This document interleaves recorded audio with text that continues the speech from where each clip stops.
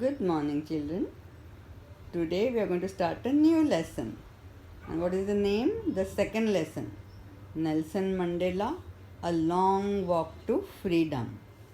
The title itself tells you it was a long walk, means it was not easy to get the freedom. So we'll understand about that, how they got the freedom, that we'll understand later. But first, when they became free and Nelson Mandela became the first black president of South Africa, what happened on that particular day, that first we need to understand. Okay, so let us start from there. Nelson Mandela, A Long Walk to Freedom.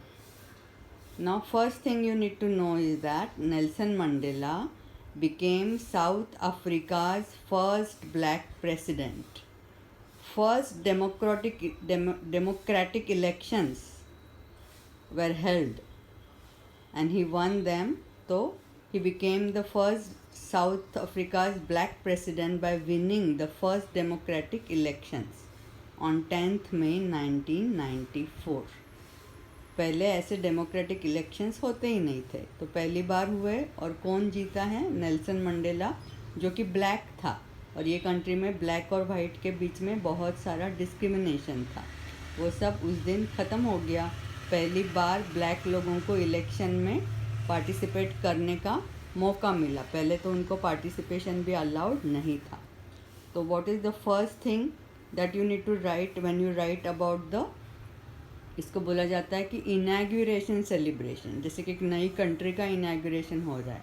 पहले तो इस country में बहुत operation था। Operation मतलब black को बहुत दबाया जाता था वाइट पीपल से। अभी वो लोग फ्री हो गए तो पूरी एक नई कंट्री बनी, तो उसका बोला जाता है इनॉग्रेशन। तो पहली बार एक ब्लैक प्रेसिडेंट बना है, एक डेमोक्रेटिक इलेक्शन पहली बार हुए हैं। तो कौन बना है black president? Nelson Mandela. For inauguration ceremony from all over the world. अब ये सब चीज़ों की चर्चा पूरे देश में थी।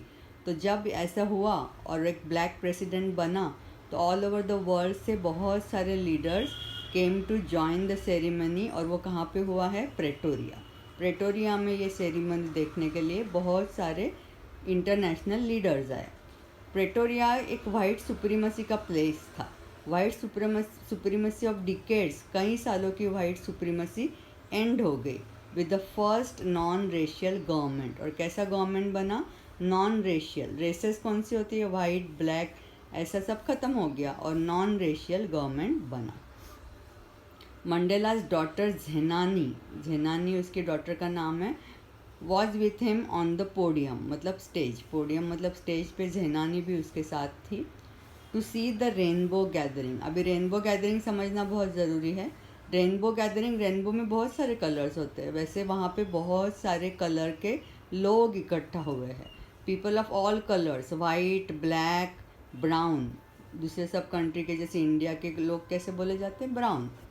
तो वाइट, ब्लैक, ब्राउन सब कलर के लोग, जो कि साउथ अफ्रीका के भी थे और ऑल ओवर द वर्ल्ड के नेशन से भी आए हुए थे, made the colourful rainbow gathering. मतलब रेनबो गैदरिंग मतलब सब कलर के लोग इकट्ठा हो गए। Mandela took the pledge. शपथ ली जाती है ना जब प्रेसिडेंट बनते हैं, तो वो प्लेज ली एंड थैंक्ड ऑल। सब उसने फिर स्पीच दी, उसमें उसने सबको थैंक्स बोला आने के लिए। Thanked all the guest for coming to witness the victory of justice, peace and human dignity over apartheid. Apartheid मतलब racial discrimination. Never again in this country one will be oppressed by another. इस country में फिर से कभी भी किसी का भी दूसरे से ऑपरेशन नहीं होगा, कोई एक दूसरे को दबाएगा नहीं। Never again in this country any one will be oppressed by another. फिर in the end he said let freedom reign. Freedom ही अभी चलेगा, फ्रीडम ही रहेगा। And God bless Africa in the end. Two national anthems were sang on that day. Nkosi Sikelel Africa by whites, और black ने कौन सा national anthem गाया? Die Stem. ये अलग अलग थे क्योंकि ये लोग कभी साथ में उन्होंने कुछ किया ही नहीं था इसके पहले। Military jets made the formations in the sky, जिससे अपने यहाँ भी करते हैं ना। और उन्होंने क्या किया, कलर स्मोक छोड़ा। कौन से कलर्स का, अफ्रीकन फ्लैग के कलर्स का स्मोक छोड़ा, रेड, ग्रीन, ब्लैक और गोल्ड। वो ये न्यू अफ्रीकन फ्लैग का कलर जो भी था उस कलर्स के उन्होंने स्मोक छोड़े और फॉर्मेशंस किए इन द स्काई। इस तरह से ये इनॉग्रेशन सेरेमनी हुआ ऑन 10th May 1994।